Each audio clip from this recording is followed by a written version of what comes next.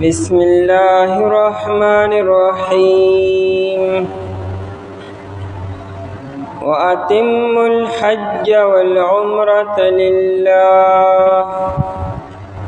فإن أحصرتم فما استيسر من الهدي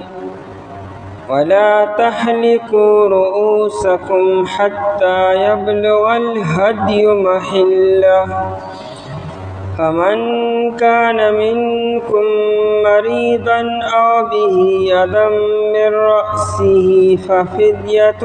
من صيام أو صدقة أو نسك وأتموا الحج والعمرة او پورکے تاسو حج و عمرہ للہ خاص اللہ تعالی دپارا فإن احصرتم پس کچر تاسو منکلی شوی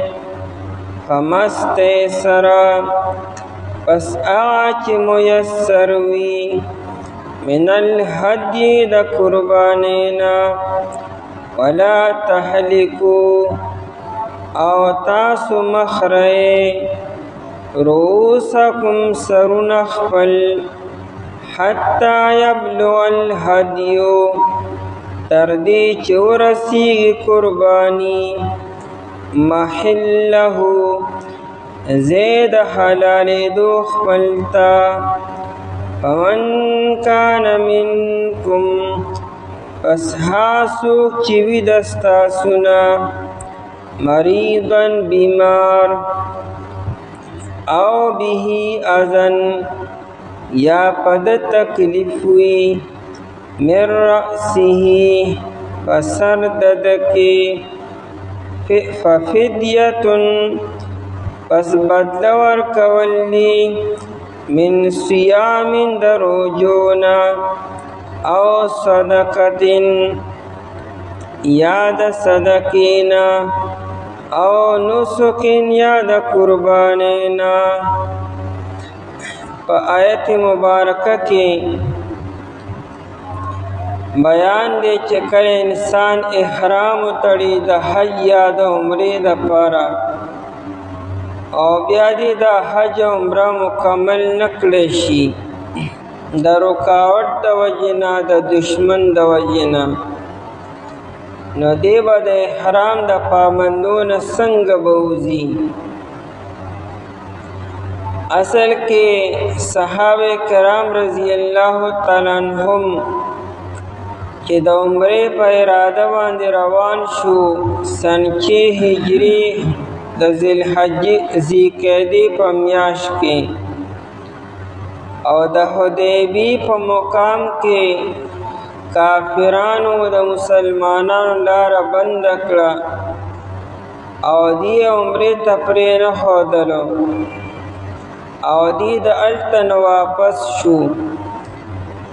صحابه کرام رضی الله تعالی عنهم په احرامونو کې وو.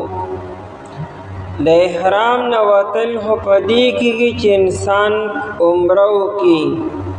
او یا حج وکړي نو احرام د پابندو نه به وځي او عمرې ته یې پرېښودل نه. نو ته به د احرام نه څنګه وځې؟ ټول عمر په احرام کې خو نه شي اوسېدی چې آینده کال یو کال به صحابه کرام په احرام کې به اوسېږي چې بیا آینده کال په ذی قعده کې راشي نو د احرام نه بوځي. دا خو ګرانه ده. آیت مبارکه کې د حلالېدو طریقه بیان شوه چې کله داسې مشکلات راشي، داسې مسائل راشي، حج او عمره تاسو نشئ کولی، بیا به د احرام نه څنګه وځئ؟ دا آیت مبارکه مخکې نازل شوی دی او دا قاتلو نرستو چې کوم آیتونه دي دا وقاتلو فی سبیل الله الذین یقاتلونکم دا 190 آیت نوالی تردیز پوری دا رستو نازل شوی دی. دا چې کوم سبق نن دی دا په سن 6 هجری کې د حدیبی په مقام باندې نازل شوی دی او دا مخکې د جنگ چې کوم آیتونه و د 190 نه تر دې ځای پورې دا آیتونه بیا آینده کال په سن 7 هجری کې نازل شوي دي چې کله صحابه کرام رضی الله عنهم عمرة القضا تلو. اوس دا آیت ولې وروستو شو هغه آیتونه ولې مخکې شو؟ اصل کې چونکې آیت کې د حج احکامات سره بیانېږي او وروستو بیا د حج نور احکامات ذکر کېږي. نو که دا مخکې راتلو او دغه د جنگ آیتونه منځ کې راتلو بیا د حج احکاماتو ترتیب به ګډوډ شوی و. د حج احکامات ځان له مستقل او د جنگ ځان له مستقل احکامات دي. نو دا آیت وروستو شو دا آیتونه مخکې شو چې یو خدا چې ردی مستقل حیثیت ظاهر شي او دویم دا چې د حج په احکاماتو کې هغه وقفه رانشي. نو آیت وروستو دی خو په نزول کې مخکې دی. په آیت مبارکه کې 3 حکمونه بیانېږي. یو خدا چې احصار ویل کېږي منع کولو ته د حج او د عمرې نه چې تاسو منی کې ته احصار ویل کېږي. دویم دا چې د احصار نه د احرام د پابندونو د وتو طریقه او دریم دا چې حج تمتع حج قران څه ته ویل کېږي دا یې ذکر په دې آیت مبارکه کې کی. واتم الحج او پورا کې تاسو حج لرا والعمرة عمره لرا لله خاص الله تعالی د پاره. لله یوي حج او عمره چې کینو خالص الله تعالی د رضا لپاره وکا. پدې کې نور مقاصد او نور اراده مرا مستقوا هغه پکې طبعاً کولی شي خو اصلي مقصد بستا د حج او د عمرې نه د الله تعالی رضا بوي. نور چې کم ضرورت دي ستاغس وسرلاره کې کولی شي لیکن ستا د تلو اراده او د سفر مقصد او لب لباب با هغه حج او یا عمره بوي. ځکه دا حج او عمره خالص د عاشقې سفر دی. دا خالص الله تعالی لپاره د کور د روانېدو نه وارې تر هلته تلو پورې د انسان هغه انانیت او د انسان هغه چې زه څه یمه دا خبره ورسره ختمېږي. انسان فخر کی په خپل لباس باندې چې زما لباس داسې دی زما لباس داسې دی. چې کله ته حج او عمرې لدی نو احرام به تړې. احرام ساده 2 کپړې دي پای کې ستا حیثیت او ستا عہده او ستا چې کوم مقام دی هغه دې سره ختم شي. څومره خلک چې حج له تللی ټول همدغه سپین لباس کې دی د ټولو لباس سپین دی نو مقام او حیثیت هلته په دې سره ختم شو. یا انسان چې دی په خبرو نه هم د حیثیت معلومیږي. دی چې داسې خبرې کې چې زما دا او زما دا تا ته نور خبرې باندې کې صرف تلبیه لبیک اللهم لبیک بوایي. نه به د خپل ځان خبرې کې نه به د کور خبرې کې نه به د خاندان خبرې کې او نه به د قومیت او نه د نسل خبرې به کې. بس صرف او صرف لبیک اللهم لبیک. تک عربی او کا جمی او که د مشرق او که د مغرب او که د شمال او د جنوب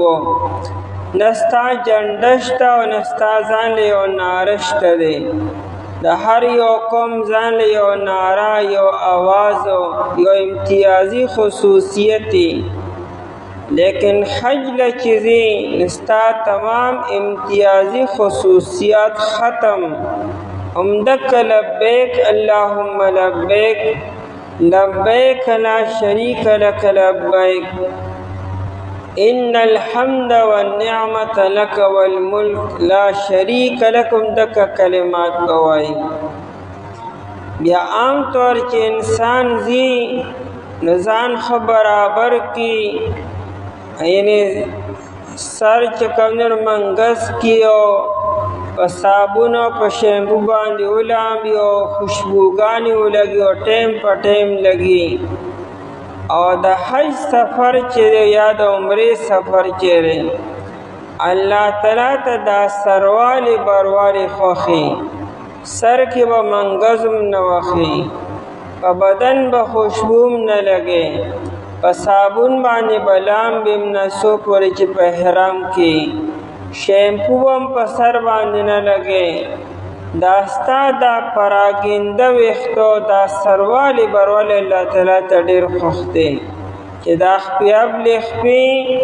ستا د بدن نه که هر قسم خوشبو او که بدبو راځي دا الله تعالی ته خوښ دی په داسې حال کې نو مقصد د حج دا دی لکه څنګه چې یو عاشق انسان د خپل ځان نه نی خبر او مکه یو خبره کی او که په بدن باندې کپڑے برابر دی او کنه او پیزار رشتہ او کنه خلق ته سوای هغه خپل خبره کی خلق وی لکه تسکه لیکن دی بم اک یو خپل خبره عاشق کی حاجی او معتمر چې دی دیوم چاته ګوري نه او د چا به اوري نه خپل خبره وکړي لبیک اللهم لبیک او بیا دون عجیبه خبره الله جل شانهو چې مکه مکرمه دا حرم شریف کوم دی کې ګرځولې دی نو په حرم شریف کې د ننشو تماشو زیم نشته دی د دنیا بهترین محل چې د ډیزاینینګ په اعتبار سره او د نقشې په اعتبار سره نور بلا لیکن حرم شریف ساده یو کور دی یو ساده کمره دی یو ساده ای باندې یو لباس دی نور ای کې د نشو تماشو ځای نشته هغې له به صرف ځي حالانکه دنیا کې نور ځینو ته خلک دي سیر سپاټو له چا موسم ښیي د چا بوخوا ښیي د چا ویدای عجوبه تاریخي اثار قدیمونه پاتې شوې ده یا پلانکي هلته راغلی دې خبرو له خلک ځي او په حرم شریف کې دغه خبرې هم نشته ساده یو کمره ده او د هغې نه بغیر چاپیر طواف کې لکه د لیونو به تاویږي به نو د حرم شریف دا سفر دا محض د عاشقۍ سفر دی د انسان اصلاح کی او د انسان تربیت کی انانیت او دا نور خبرې ورسره ختمیږي نو فرمایي چې پوره کې تاسو حج او عمره حج چې دا فرض دی او عمره چې دا زموږ د امام ابو حنیفه رحمت الله علیه په باندې سنت ده دا مسله چې د امام شافعي رحمت الله علیه دا نور حضرات ورته واجب وایي او زموږ امام سے وته سنت وایي هغې ورته واجب ځکه وي چې دلته وي واتم الحج والعمرة لله وی حج او عمره دواړه یو ځای راوړي حج او عمره دواړه پوره کړئ وی اتم امر دی او امر د پاره د وجوبي وی څنګه چې حج فرض دی نو عمرم فرض واجب ده مونږ وایو چې دلته کې دی اتمو د اتمام نه دی پوره کولو. او پوره کول کله کېږي چې یو کار ته شروع کړې نو اوس به یې پوره کړې. یو کار تا شروع کو نو اوس دا کار شروع کول چې شروع دې کو نو پوره کول په تا باندې واجب او فرض شو. خبره دار چې را تا شروع کړي ني نو دا شروع کول په تا باندې واجب دی او که نه ډېره پاره دلیل پکار دی. مونږ وایو چې عمره لا چا کړې نه را شروع کړې نه را آیا په ده باندې دا عمره کول واجب دی او که نه نو مونږ وایو نه دی واجب. او دلیل پې دا دی جابر رضی اللہ تعالی عنہ فرمائی ترمذی شریف کے روایت تے یو سړی د نبی علیہ الصلوۃ والسلام نه تپوس کو د عمرې باره کې چې اواجبتن هي آیا دا عمره واجب ده نو نبی علیہ الصلوۃ والسلام ته الله وینا واجب نه ده البته ته وی وان تعتمروا او کچره تاسو عمره وکړئ نو خیر لکم دا بهتر د ستاسو لپاره. یعنی واجب خو نه رهو ککې نو ښه خبره چې وکړي. او بل روایت کې نبی علیہ الصلوۃ والسلام ابن مسعود رضی اللہ عنہ فرمائی چې الحج فریضة حج فرض دی والعمرة تطوع او عمره چرن دا نفلی دا یعنی سنت عمل دی. نو مسئله دا رکه یو انسان سره د عمرې کولو برابر پیسې یي او بیا هم دې عمرې له نه ځي نو ګناهګار نه دی او نه پې څه وجوب او نه پې څه قضا شته دی. البته که د حج برابر پیسې او انسان سره رالی او قرضه پې نشته او لاره پر امن ده سروکاوټ نشته نو د باندې حج کول بیا فرض دی. ځکه د حج شرایط چې کله موجود شو نو حج بیا فرض دی. او د عمرې برابر پیسې که تا سری وکني نو عمره په تا باندې واجب نه ده او فرض نه ده. البته سنت عمل دی. نبی علیہ الصلوۃ والسلام په خپل زندګۍ کې د زندګۍ نه مراده د هجرت نه بعدو نبی علیہ الصلوۃ والسلام 4 عمرې کړي دي نو شوي او 3 عمرې دي او هغه 4 عمره شوې نه لیکن حساب شوې ده. د حدیبیې د لومړنۍ عمره چې وه د سنچې هجري ده نو دا عمره خو شوې نه ده خو نبی علیہ السلام واپس راغلی دی د حدیبیې د مقام نه لیکن دا عمره حساب شوې ده. او بیا ورپسې په 9 کال باندې په ذوالقعده کې بیا عمره کړې ده او بله عمره بیا په جعرانې نه چې کله مکه مکرمه فتح شوه د هغې نه 19 ورځې بعدو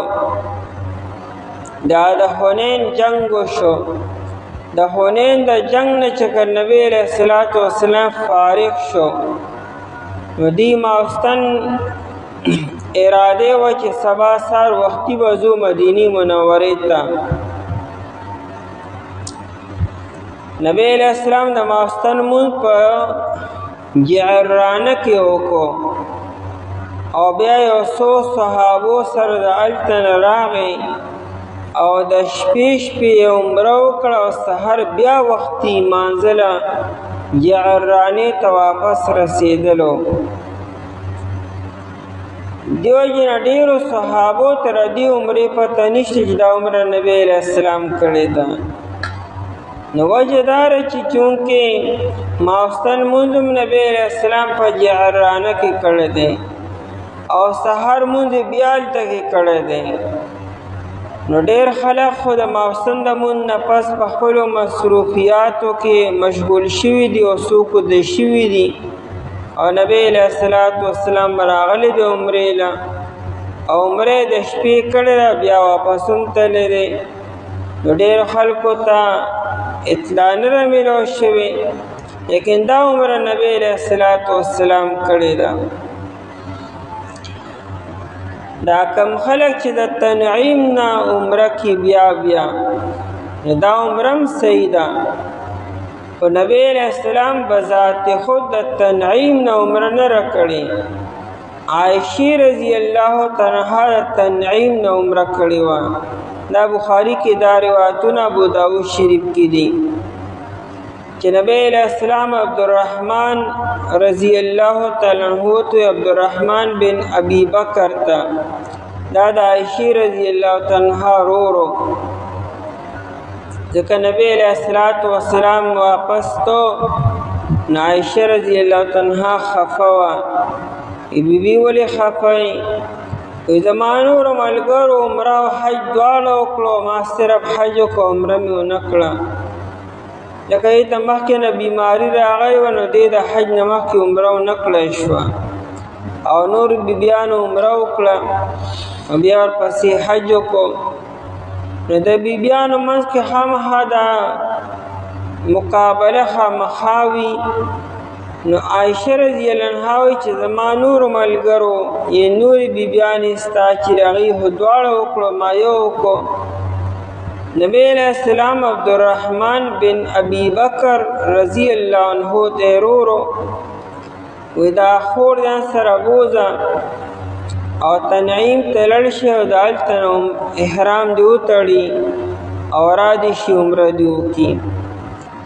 بس هغه عایشه رضی الله تعالی عنها ځان سره یې بوتله په اوښه باندې ځان سره کېنوله عبدالرحمن رضی الله عنه مخکې کېناسته او عایشه رضی الله تعالی عنها وروستو کېناسته امام بخاری رحمت اللہ علیہ ترجمت الباب یعنی عنوان قائم کو باب رکوب المرأة خلف الرجل زنانا د سړي نه شاته کېناستېدی شي په یو سورلی باندې یعنی په اوښه باندې یا په خره باندې او یا نن سبا موټر سیکل دی یا سیکل دی نو که نارینه مخکې ناستي او زنانه شاته کېن دا څو غیر شرعي عمل نه دی دا امام بخاري صاحب دا ترجمة الباب قائم کړی بیا دا حدیث راوړی دی چې عبدالرحمن مخکې کېناستو او عایشه رضی الله عنها پسې شاته کېناسته نو دی تنعیم ته لاړلو هلته اوس مسجد عایشه دی هلته نه عایشې رضی الله عنها احرام وتړو راله او عمره یې وکړه او بیا دې سفر شروع کو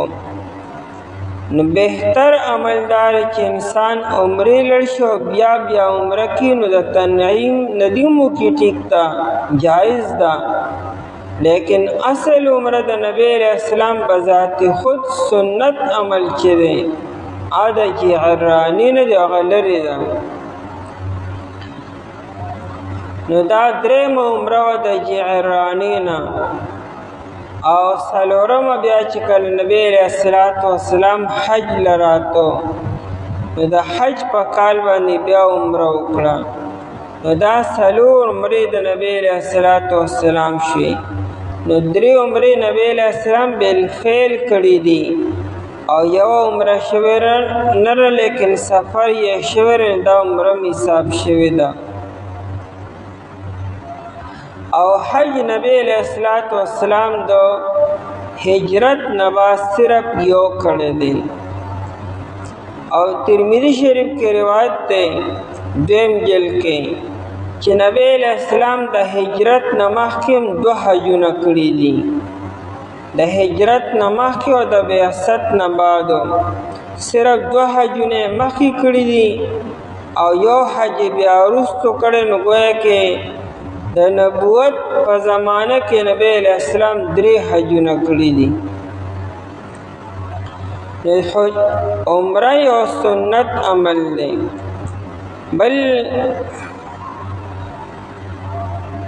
بل روایت کې داسې دي، ابن عباس رضی اللہ عنہ فرمائے نبی علیہ الصلوۃ والسلام فرمائل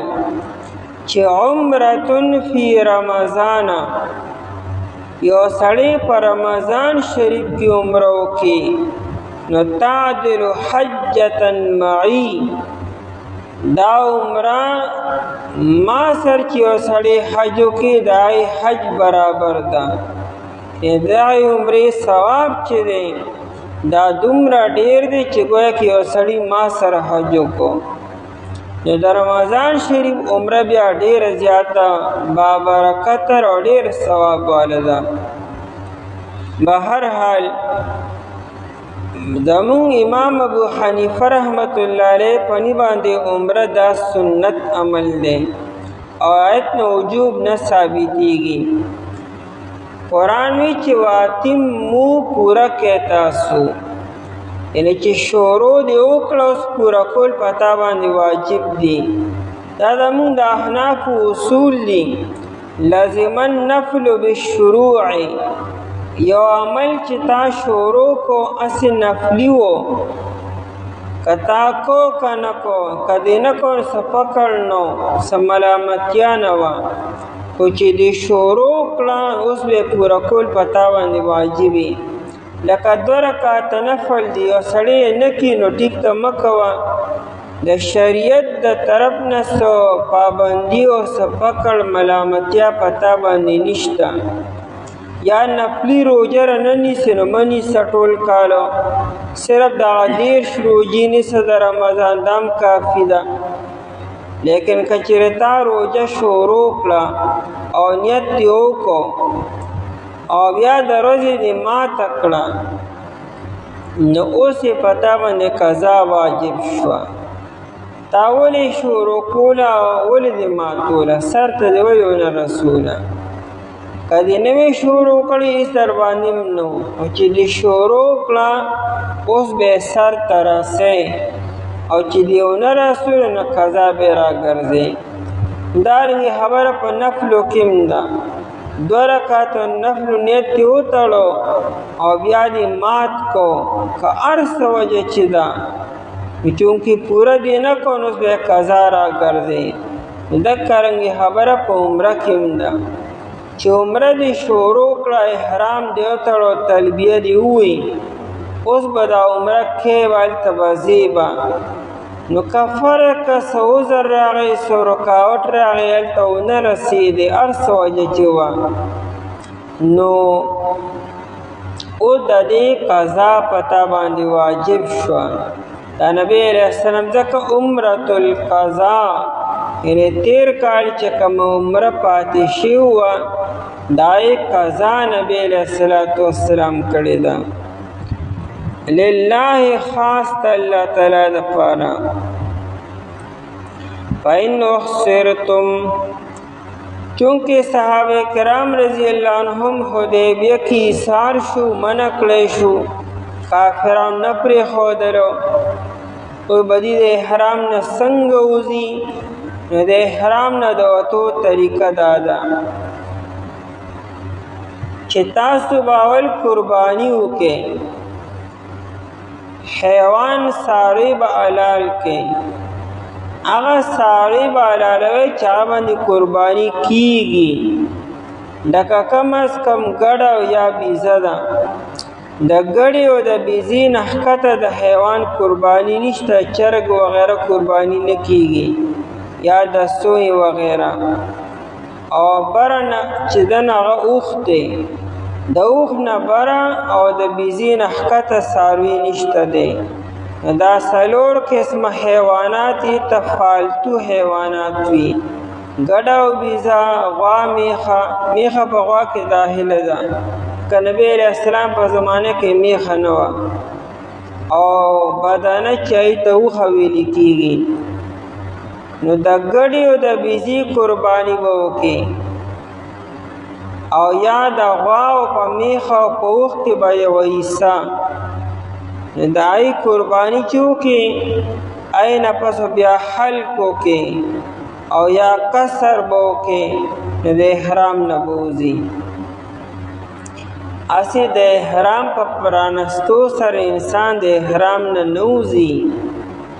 کته بداشان به احرام پران بز احرام نبوزما. احرام د پرانستو نه با چې څومره رکعه ممنوعاتو نو دم بدر باندې بیا راځي. کتاب په صابون باندې ولا بل یو دم در باندې راغی نو کدای په ځان د وخته کړکړو دیم در باندې راغی نو کدی بیا خوشبو لګول دریم دم در باندې راغی دمونه بر باندې بیا راځي چې څومره ممنوعات شرعیه کې کنا دومره زیات دمونه بر باندې بیا راځي. ان ځان قرباني او بیا کې نو د احرام نه راوتو طریقه دک دا چې اول به قربانیو کې او دا قربانی په حدود د حرم کې دن نه بکې او بیا به حلق یا قصر بو کې وخته به واړه کې یا مکمل حلقو کې دای نه پس به تب احرام پرانځي د احرام نه بوزي. دیتا احصار ویل کېږي دا پابندي او دا منع کولو.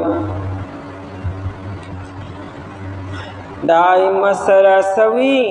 امام شافعي رحمت الله علیه، امام مالک رحمت الله علیه، امام احمد بن حنبل رحمت الله علیه. هغه دا احصار صرف او صرف د دشمن نه کېدی شي چې ستا کوم دشمن دی مذهبي یا بل دشمن دی او هغه ته حج او عمرې ته نه پریزي نو صرف دا احصار دی او په دې وخت کې به ته احرام بیا پرانځي او د دین علاوه نور رکاوټونه هغې نه مني. بیماری لاس خپه ماتېدلو معذوره کېدلو دغه رکاوټ هغې نه مني. هغې اصل کې نبی علیہ الصلوۃ والسلام خو کافرانو نو پرېښی او صحابه کرام رضی الله عنهم کافران دشمنانو نو دا احصار چې دا صرف د دشمن نه ممکن دی او بل څوک نه. زمونږ امام ابو حنیفه رحمت الله علیه وی چې نه صرف دشمن نه مرضم کېدی شي بیماری لاس خپه ماتېدلو معذوره کېدلو یا د څه جرم د وجې نه ته جیل ته لاړې پابندي یا دشمن تا نه پرې لارې بندې شوې یا کشتۍ نشته دی یا سورلي نشته او ته نشې رسېدی دا ټولې خبرې په احصار کې راتلی شي. او د دې تایید او د دې نم کېږي. طحاوی شریف کی روایت تے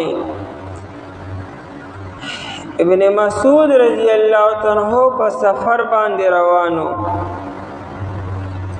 نو دا عبدالرحمن ابن زید وی مونږ سره یو ملګری په عمرې لته احرام تړلو دا نوم عمر بن سعید نا په لار کې مارو چیچو نو غریب پروتو بے اوشا تلیم نشو نو دیکھ ابن مسعود رضی اللہ عنہ راغ خپل ډلې سره نیمونږ تیره مسئلې تپوسو کو هغه راته وویل چې تاسو د په ځای باندې یو حیوان ولېږئ ګډ او بیزا یا غوا او میخه او دا ګډ او بیزا او غوا میخه چې کله حدود حرم ته ورسي نو تاسو به یو علامت مقرر کړئ یعنې چې دا سړی کوم ځای کې پروت دی د دو او د حرم شریف منځ کې څومره زمانه فاصله ده څو ورځې مزل دی 2 ورځې 3 ورځې میاشو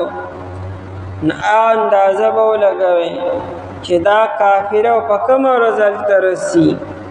ځکه دې کې مسله دا ده چې دا حیوان به هلته حلالی دی به دې ځای کې نه حلالی به دا چې کوم حیوان ته د احرام نه پابندۍ وتو لپاره لالی به دا به دغه ځای کې نه لالی، دا به هلته لږې حدود حرم کې دننه بیا لالی به. دا هم اختلافي مسله ده. دا مسله سوي چې نم دکه ځای کې حلال کا او تقسیم یې کا، او زمونږ امام سوي چې نه دلته به نه لالی، ځکه قرآن وی محلها الى البيت العتیق، او بل ځکه هدیم بالغ الکعبة، دا قربانی با حدود حرم ته رسول پکاري. دا حدود د حرم نه مراد خانه کعبه کې به دننه ګنې حلاله کې، هلته خو به ګند غورځو به، مطلب چې کوم د حرم شریف حدود دی غیر چاپیرو هلته به دا څاروي حلالول پکاري. ابن مسعود رضی الله عنه وایي چې تاسو به اندازه ولګوئ چې څو ورځې کې به دا کافر هلته ورسي او دا حیوان به هلته ورسي. نو دا حیوان و چې هلته کې حلال کې، دلته به بیا دله ویښته کټ کې او دیو بیا احرام پرانځي. نو د دشمن د طرف نه، د مرض د طرف نه، د بیماری طرف نه، د لاس او خپې د ماتېدو وجې نه دا ټول عذرونه ممکن دي، دې وجې نه احصار راتلی شي. آیت کې نورم تفصیلات انشاءاللہ بیا وایو بهیری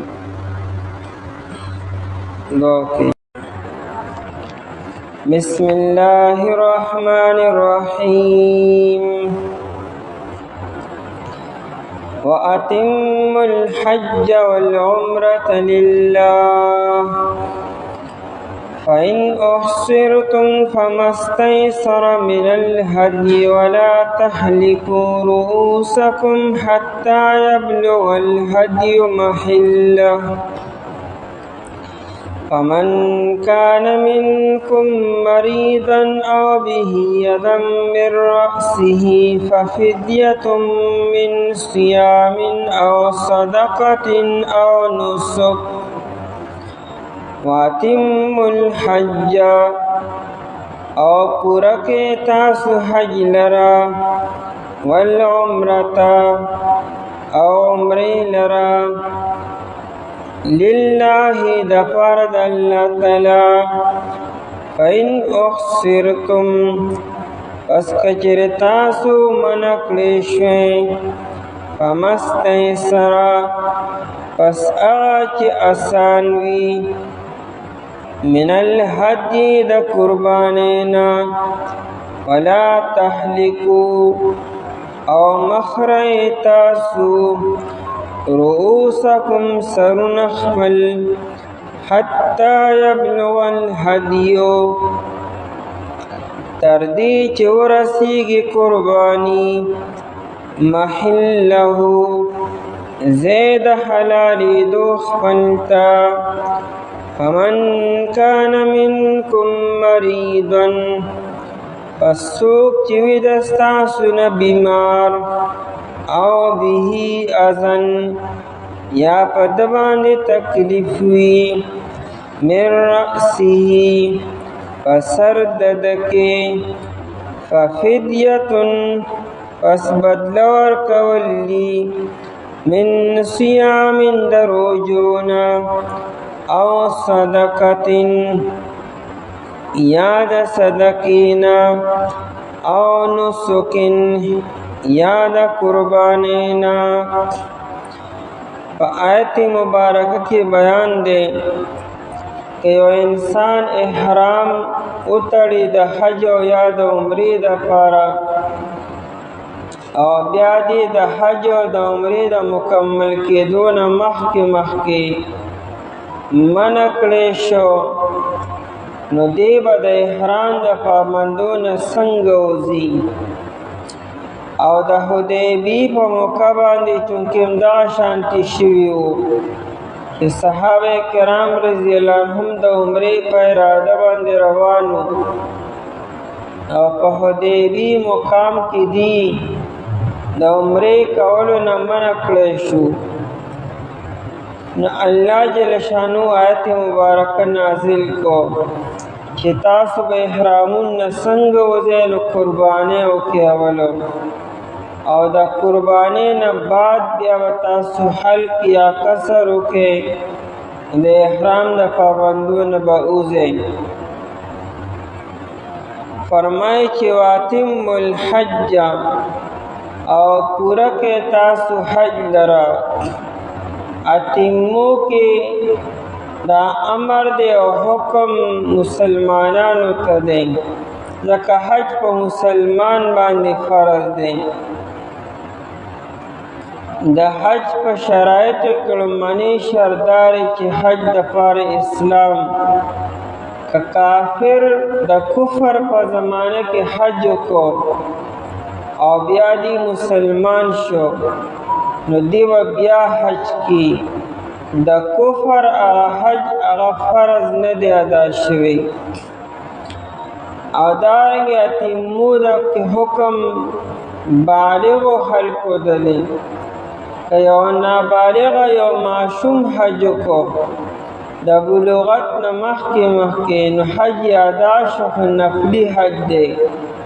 او فرض حج به دی بیا د بلوغت نه پس کی. نبی علیہ السلام چې کله حج له روانو نو بلا قبایلو راغلي، یو زنانه وه هغې سره یو ماشوم و، هغه په خپل هودج کې وه، په خپله ډولۍ کې بره ناسته وه. هغه خبر شو چې په لښکر کې نبی علیه السلام دی، چونکې د هغې ملاقات مخکې نبی علیه السلام سره نو شوی، نه یې پېژندو. نو هغې د هغه هودج نه سر رابار کو. هغه ماشوم چې د هغې په طرف کې و هغه طرف ته اشاره وکړه چې آیا د حج کېږي؟ نو نبی علیه السلام یې آو، خو دا نفلي حج دی، او فرض حج چې دی نو هغه به د بلوغت نه پسي. نو اتمو نه دا معلومه شوه چې کوم تاسو کې بالغ خلک دی نو تاسو پوره کې حج. د معصوم حج دا نفلي حج دی. دارنګې غلام چې دی هغه د غلامۍ په زمانه کې حج وکړو نو بیا چې کله آزاد شي نو بیا به د ازادۍ په زمانه کې بل حج وکړي، په ده باندې فرض دی. نو واتم الحج، او پوره کې تاسو حج لرا. د حج لغوي معنا ده قصد کولو، اراده کولو. د حج تم حج ځکه وي چې د دې اراده کېږي او قصد کېږي. حج داسې په خوب کې نه کېږي، څونه مخکې به اراده وکړې، کوشش به کې، تیاری به کې. په دې دور کې او پاسپورټ تیاری، کاغذي کاروي او برابرۍ به، دعاګانې به کوې، نه بعد چې ته منظوري راځي. بیا پخوا زمانه کې چې حج به کېدو 100 میاشتې مخکې به خلکو تیاری کو. حج خو کېږي په ذوالحجه کې، د ذوالحجې په 10 په 8 9 10 تاریخ باندې حج کېږي. لیکن شریعت ولې میاشتې 2 میاشتې مخکې مقرر کړئ: شوال، ذوالقعده او ذوالحجه. د رمضان میاشت چې څنګه ختم شي او د شوال میاشت ولیدی شي، د وړوکې اختر میاشت چې ولیدی شوه د حج ایام شروع شو. دا شوال ولې د حج دپاره میاشت مقرر شوه؟ ځکه حج تیاری سفر کولو دا 2 میاشتې مخکې 2 میاشتې د حج دپاره مقرر شوې، چې حج په یو ورځ او په یو شپه کې نه کېږي. خلک به د کم ځای نه راځي، قرآن کریم اشاره کړې ده وعلى كل ضامر یاتین من كل فج عمیق. ابراہیم علیہ السلام ته الله تعالی आवाज لګوا چې د الله کور تیار شو راځي حج عمره وکړي. ابراہیم علیہ السلام عرض کو زما आवाज بچا ترسي څوک به ووري. اللہ جل شانو فرمائے تا آواز لگوا مونږ بستا آواز ورسو سلور طرفون تا. نو آغا ٹیم کی اللہ تعالی فرمائل چستا پا دی آواز بند بخلق رازی او چی رازی نو علا کل دوامر آغا اوخی توی چی ٹپ ٹپوی کمزوری شوی وی. نو ظاہر خبره یو سړی چې په سفر باندې ځي نو سورلي ښه ګوري. که نن سبا څوک ګاډي ځي نو ګاډي وګوري موبلین او تیل او هر څه د هغه انجن چیک کړي نو بیا ځي. په بېکاره ګاډي څوک سفر کوي. نو په هغه زمانه کې به چا څنګه په کمزوري اوښه باندې او په کمزوري سورلۍ به څنګه چا سفر کو. اصل کې اشاره دې طرف ته ده چې یو سړی به دومره لرې نه به راځي چې هغه به یو سربا یو ښه عمده اوښه وي، لیکن دومره اوږد سفر به هغه کړي وي چې هغه اوښه به د سفر د وجې نه کمزوري شوي. علی کل ضامر نو دومره اوږده سفرونه به خلک کي. نو اتم الحج پورا کے حج. نو حج تا حج ذکوی چرا دے قصد او ارادہ کیگی. او دارنگی عمرہ دا عمری پا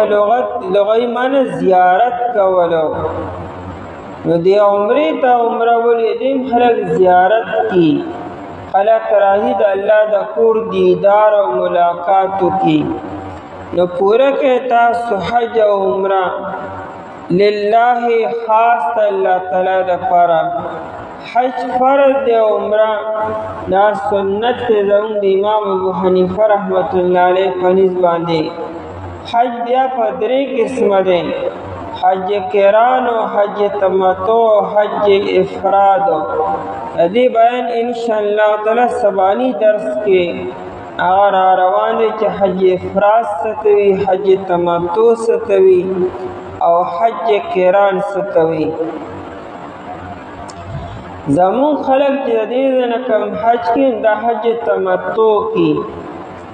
حج قران گران دے، مشکل دے، حج تمتع آسان دے. اور دا مکی خلق با حج افراد بکی. باقی وضاحت پہ انشاءاللہ سبانی درس کی رازی. نو پورا کہتا سو حج و عمرہ للہ اللہ تعالی دا پارا. للہ ہوئے حج ہو ہم خلقوں کو جاہلیت کی خلقو حج کو اور دا اسلام نمک کی حجون کی دلو،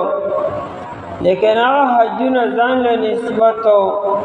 اور دا اسلام حج زان لنسبت تے. للہ ذکوی قرطبی لکلی دی چی پہوا خلقو با جاہلیت کی با خلقو حج کو دا چاو دا نام و نمود دا پارکو چل دا کخپل فخر و مباحاتو کو زمون دا قبیلی ذکر روشی پا کے نام و نشانو چدشی. سوک براغی عقیبہ تجارت کو ذکر پا منا کے بڑی لئے بازار لگے دو. دا حج نوچ حلق فارغ شو دو میاشتی اور دری میاشتی میلہ بوا دا منا پا بازار کے منا کے 15 غٹاٹے میلے باربوں کے لگے دے با. آئے کہ سوق عکاظ و مشہور بازارو نداو میلہ واصل کی. دیو زیبل زنبا قبائل راتو عید اخبلو علاقو مال و دولت بیرڑو او یو ډېر منډي به ولګېده، دا به څو څو میاشتې وه، مجنه وغیره وغیره. دا 15 غټ غټ بازارونه په مکه مکرمه کې او په عربو کې به لګېدلو. نو په هغې کې به یو د حج په ایامو کې هم لګېدو چې د منا بازار به لګېدو. بل یو بازار به د بدر میدان سرخا کې به هم لګېدو. صحابه کرام رضی الله عنهم چې بدرة الصغرا راغلي وو او کافران رانلو، نو هلته کې میله لګېدلې وه. نو په هغې کې صحابو ډېر غټ تجارت کړو. نو لله ځکه ووایي چې سو دا حج صرف او صرف د الله دپاره وي، په دې کې نور اغراض ني، نور مقاصد دي ني، مشهورتیا د پلار نیکو وغیره خبرې، شعر و شاعري او دارنګې تجارت، دا خبرې ترې دي نه، صرف د الله د رضا دپاره دې وي. او بیا قرآن کریم د تجارت استثناء ترې وکړه. یو سړی تجارت تلی شي، حج هم کولی شي، تجارت هم کولی شي، حج هم کولی شي، ګټه هم کولی شي. لکه وروسته سبق را روان دی، لیس علیکم جناح ان تبتغوا فضلا من ربکم. تجارت استثناء وشوه. یو انسان په دې نیت لیشي چې به کوم حج، لیکن حج سره ځان به څه خرید و فروخت وکړم، د هغه ځای نه به څه راوړم یا به څه خرڅ کړم، هلته کې دا جایز دي، څه منع نه دي. او تفسیر قرطبي لیکلی دي که یو انسان د سره د حج نیت نه دی کړی او د عمرې د سره نیت نه دی کړی او دی لړو، اگر چې احرام یې وتړو، تلبیه وویل، لیکن لړنې نیت د حج بالکل نه دی. به د خلکو په شانتې کوم چې خلک سکینو او لړو هر څه یې وکړو، بیا حج نه دی شوی. ځکه د حج دپاره نیت دا بنیادي شرط ضروري ده. انسان چې تلبیه وایي لبیک اللهم لبیک، نو زړه کې به دا نیت وي چې زه د الله تعالی د کور حاضري لګوم. لکه نبی علیه الصلاة والسلام چې کله حج کو نو نیت یې باقاعده وکړو چې لبیک بحج او عمرة، زه حاضرېږم تا ته ای الله د حج یا د عمرې دپاره. نو نیت به هماها کې د حج نه مخکې علي رضی الله عنه تلو یمن ته. علي رضی الله عنه ته نبی علیه السلام ویلي چې ته به د هلته نه راځې بیا مکې مکرمې ته، چونکې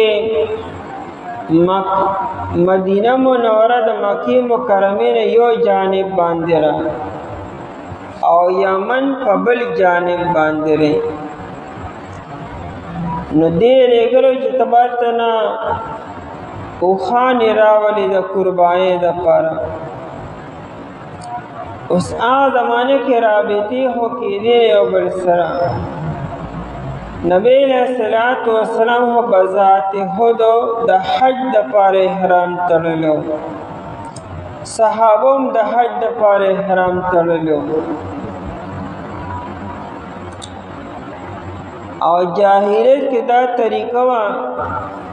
چې خلکو به د حج نه مخکې عمره نه کوله. ابو داود شریف کې روایت دی چې دی به د حج په ایامو کې عمره ډېر لوی ګناه ګڼو، افجر الفجور به یې ګڼو. نو دی به د حج نه مخکې عمره نه کوله. او صحابه هم د حج دپاره احرام تړلو، نبی علیه السلام په خپله تړلو. دی چې کله مکې مکرمې ته راورسېدلو نو نبی علیہ السلام اعلان وکړو چې چې چا سره قربانې دي نو هغې خو دې احرام نه پرانځي، او چې چا سره قربانې نشته نو هغې دې په دې احرام باندې عمره وکړي، اگر چې تړلی شوی د پاره د حج د احرام او د عمرې ذکر پکې نه دی کړی، خو دې دې عمره وکړي. نو صرف دریو صحابو سره قربانۍ وي. نبی علیہ السلام سره بذات خود قربانی و، طلحه رضی اللہ تعالی عنہ سره او علی رضی اللہ تعالی عنہ سره، او نور چا سره قربانی نه وي. نو نبی علیہ السلام اعلان وکړو چې تاسو دا احرامونه د عمرې دپاره کنورټ کړئ، یعنې اوس عمره وکړئ په دې باندې، او چې تاسو کله صفا مروه نه فارغ شئ نو بیا حلق او قصر وکړئ. اصل کې مقصد دا و چې کوم رسم د جاهلیت را روانو چې دا به دې ډېر لوی ګناه ګڼو، نو الله تعالی دغه رسم ختمولو دپاره په دغه ټایم کې حکم راولېږه چې تاسو په دې حرام باندې اوس عمره وکړئ، حج به بیا کوئ، یعنې حج دپاره بیا احرام وتړئ. د صحابو لکشش پنج کو په دې چیرې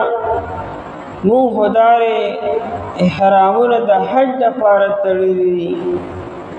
نو مونږ څنګه په دې باندې عمره وکړو او 2 ورځې بعد بیا دارې اوس حج دپاره احرامونه تړو. نو نبی علیہ السلام او بل نبی علیہ السلام په خپله چونکې احرام پراننستو قرباني ورسره، نو نبی علیہ السلام وفرمایل لو استقبلتو ما استدبرتو، که ما تره مخکې نه پته وي مدینه منوره کې چې حکم به داسې راځي به، نو ما به د هلته نه قربانۍ سر نه وې راوستې، نو ما به هم ستاسو په شانتې کار کړی او ما به عمره کړې وه، بیا مې د حج دپاره ځان د احرام تړلو. یو صحابي تپوس هم وکړو چې دا حکم د څه کال دپاره خاص دی که نه عبدالآباد دپاره؟ نو نبی علیہ السلام بل للابد، دا حکم د همیشه لپاره شو، یعنې تاسو د حج نه مخکې عمره کولی شئ، حج قران او حج تمتع کې هم دقه چلي. نو علی رضی الله تعالی عنہ چې د یمن نه راتو اوس هغه کم نیت کړو، نو هغه وایي زه نیت کوم د نبی علیہ السلام په نیت باندې. اوس هغه نه د عمرې نیت وکړو نه د حج نیت یې وکړو، یعنې تعین د یو تن یې ونه کړه چې ګنې حج به وي او که نه عمره به وي او که دواړه به وي. نو هغه وایي زما هغه نیت دی چې کوم د نبی علیہ السلام نیت دی. نو چې دی راغی نبی علیہ السلام ته تپوس وکړو تا په کوم نیت باندې احرام تړلی دی؟ مطلب نیت شرط دی د احرام تړلو دپاره. نو هغه وایي نیت خو مې کړی دی خو تعین مې نه دی کړی، یعنې نیت مبهم مې کړی دی. نو نبی علیہ السلام ما خو د حج دپاره نیت کړلی، هغه زما نیت هم د حج دپاره شو. یعنې دا معلومه شو چې نفس نیت به کې، اگر چې تا تعین نی کړي چې دا عمره ده او که حج ده، خو نیت به کې چې د الله کور ته ځمه. نو که انسان دا نیت هم نی کړي او دې راغی هسې هغه کارونه یې وکړو، نو حج د ده نه دی ادا شوی. ځکه قرآن اتمو تاسو پوره کې، نو پوره کوي به کله چې د یو کار نیت خو تو کله به پوره کوي که نه، لله خاص ته الله تعالی دپاره. فإن احصرتم، پس که چېرې تاسو منع کړی شوئ، تاسو ایثار کړی شوئ. حصر منع کولو ته وي، حصار هغه مضبوط دیوال ته وي چې هلته یو سړی دننه نشي تللی. کلا بالا حصار وتولی وی اغا مضبوطه کلا را چاہی نگر چاپر مضبوط دیوال دے نایت یو سڑی دن نشی دگو تا حصار ویلی کیگی نو حصر و حصار منع کول نو احصرتم پس کچرتاسو منع کلیشوی دسنا دا عمری کولونا یا دا حج کولونا او دالی چی تاسو احرام تڑلی او نیتم کڑی وی صرف احرام تڑلو سرسڑی محرم کیگی نا احرام تاو تڑو تالا تلبیہ ندا ویلے او نیت تلا ندے کڑی تلا دے احرام پابندو کی نی راغلے لکہ یو انسان حج عمری لذی پشاور کے اسلام آباد کے آئے احرامو تڑی دے احرام پا تڑلو سرطلا محرم نے انہیں تاوان دے احرام پابندے لازم شوی ندی علاقی بلازمی کی چکرتا نیتو کی چا اللہم انی ارید العمرتا یا اللہم انی ارید الحج یا اللہم انی ارید الحج والعمرتا فیسرہما لی وتقبلہما منی چکر دانیت تیو کو او بیا تلبیت شروع نہ تو سے احرام پابندو کرا لی نو چکلتا احرامو تڑو او نیت تیو کو او دا دین بعد تا سوک نپریزی حرم شریف لوتا اغت رکاوٹ پیدا شو رکاوٹ ارنگ کی دیشی دشمن تی سار کڑے یا لاری بند شوی یا تو بیمار شوی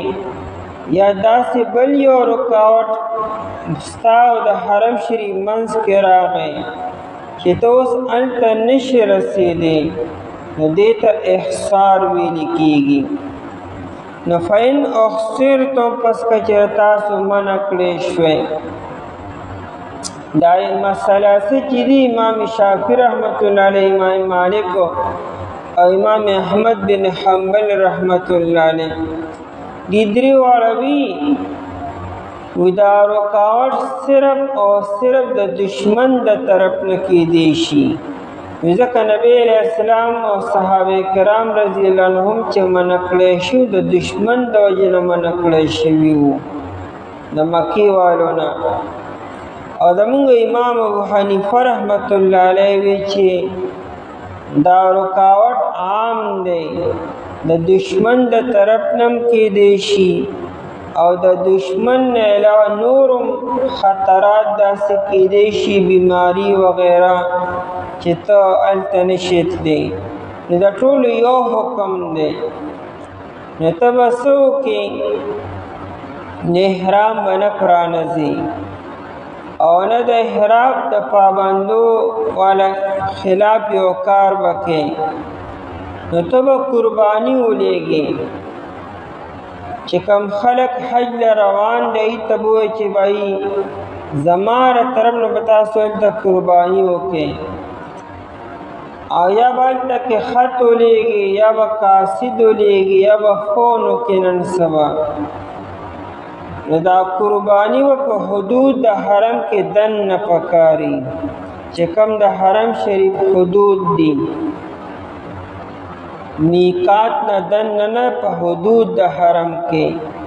یو دا غټ میقات چې نه به بغیر احرام نه ځي بیا د میقات او د مکی د خانه کعبه منځ کې یو بل یو میقات تے چاہے تحل و حرم بھی لکھیگی نو پا حرم شریف کے دن نو بیات سکے قربانی وکے لکہ دا مینا چی دا نو دا پا حدود دا حرم کے دن ندا خدیبیہ چی دا دا نیم پا حدود دا حرم کی رو نیم دا حدود دا حرم نبار دا نو التبا قربانی وکے تب اندازہ ولگے چی دا کافر والتا کل رسی او نن سبا دور کې خو د خط او د فون رابطه را ته با ته فون وکړې چې زما طرف نه هلته کې ته قرباني وکړه په حدود حرم کې دننه چې کله هلته قرباني ستا طرف نه وکړه دا دم دی نو قرباني وشوه بیا به ته حلق وکړې ویښته به کټ کړي یا به قصر وکړې بیا تر احرام نه وسوتې خدا زموږ امام ابو حنیفه رحمت الله علیه وی او دا نور امامان وی چې کم ځای کې ته ایثار شوی اکه ځای کې به قرباني وکړې که په لاره کې هر ځای کې ته نو هغه ځای کې بس قرباني وکړه او بیا احرام یعنې حلق وکړه او قصر وکړه او احرام پرانځه وی ځکه نبی علیه الصلاة والسلام او صحابو په حدیبیه کې په هغه ځای کې قربانۍ کړي دي موږ وایو چې اصل کې حدیبیه چېرته دا نیمه دننه او نیمه بار ده نو نبی علیه السلام چې قرباني کړه په حدود د حرم کې دننه وکړه نو ځکه هلته قرباني وکړه او چې کومو صحابو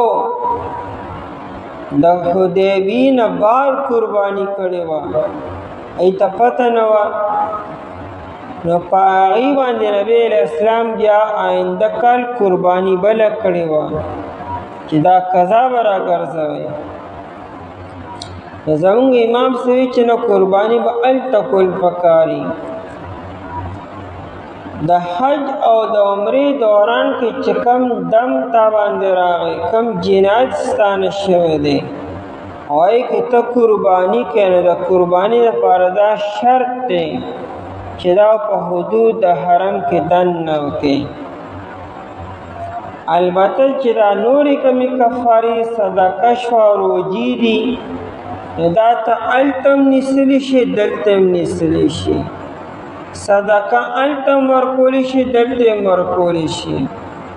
او روجې هلته هم نیسلی شي دلته هم نیسلی شي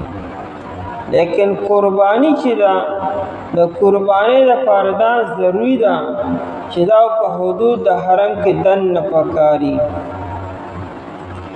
بیا یو د حج قربانی چې ته دم شکر وي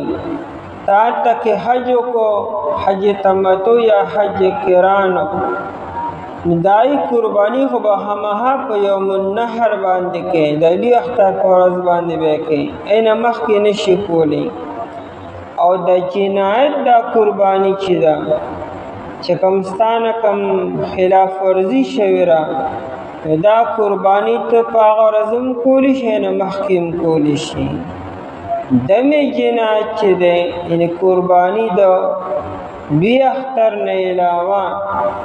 هغه تر شپې هم کولی شي د ورځې هم کولی شي او د اختر نه مخکې هم کولی شي اختر نه پس هم کولی شي او دا فوري کول ضروري نه دي وقفې نه بعد هم کولی شي فرمایي چې فین اخسرتم پس که چېرې تاسو منع کړی شوئ د حج د کولو نه او د عمرې کولو نه نو فمستیسر پس هغه چې آسان وي استیسر یا سره اسانېدلو ته وي چې کوم تا ته اسانې استیسرې وي چې کوم تا ته په اسانه ملاویږي من الحج د قربانۍ نه لکه د قربانۍ څلور څاروي دي غټ نه غټ اوښ دی او یا اوښه ده او کم نه کم دا ګډ او بیزره د دې نه کم نشته د ګډې او د بیزې نه کمه قرباني نشته د چرګ وغیره او نه د سوی او غټ نه غټ اوښه ده چې ته بدنه ویلې کېږي نو دا څلور ځناور دي ګډه او بیزه غوا او میخه او اوښه په دې کې به یو قرباني کوي نو په مستۍ سره یې ځکه ووایي چې په دې سارو کې تا سره کم سارې دستیاب دی په اسانه باندې قیمت په اعتبار سره یا ملاوېدو په اعتبار سره نا به وکړي چاته چیلې استله ثاني چاته ګډه ویزا او چاته په غوامې حق یې وایسا ځکه په مستۍ سره ووي. او دې کې دا مسله ده که چېرې دا پابندي چې تا باندې لګېدلې ده دا د دشمن د طرف نه ده یا د مرض د وجې نه ده، نو بیا خو په دې درې واړو کې تا ته اختیار دی که قرباني کې لاندې را روان دی او که روجې نیسې او که نه کفاره ورکې او که چېرې تا خود به خود پخپله د احرام د پابندو نه خلاف یو کار وکړو ته مجبوره شوې نه بیا به خامخا دم به ورکې بیا به خامخا ګډه ویزا غوامیه کې ویسه به نیسي بیا د روجو او د دې بلې کفارې ګنجایش تا سره نشته. من الهدي د قربانۍ کولو نه ولا تهلکو او مخری تاسو رؤوسکم سرونه خپل یعنی څوک چې تا قرباني نی ورکړي ای پر به سر نخری.